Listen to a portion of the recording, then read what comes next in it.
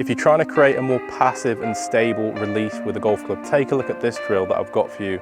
Data supplied by HackMotion, so we're going to really chew into that and see how this drill works to create that impact that you want. So first things first, we're going to take normal setup, but we're going to turn the club face in, so left for a right-handed golfer, normal grip with that. I'm going to set up to the ball and I'm just going to see with that left club face, can I launch the golf ball straight? Can I start it between those two purple flags?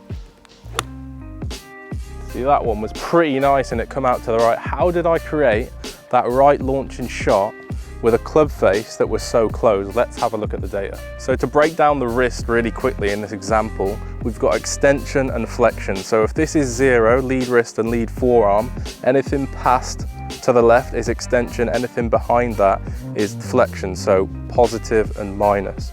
In this example, setting up with 13 degrees of extension in the wrist, so slightly on the stronger side, you can see at impact I went to -9 into flexion. So you can see what happened with that closed club face for me to launch that ball straight is I moved that wrist slightly into flexion. You can see it slightly opens the face, gives me some shaft lean. Just to note with that, it's really important that we have nice pivot, so good turn to be able to support that club moving into flexion and creating that passive release. As soon as my body stops, again, that's coming out and we're going into extension, ball will go left. Let's have a look at the extended version if I do it wrong. So exactly the same setup if I can, closing the club face in so it's pointing way left.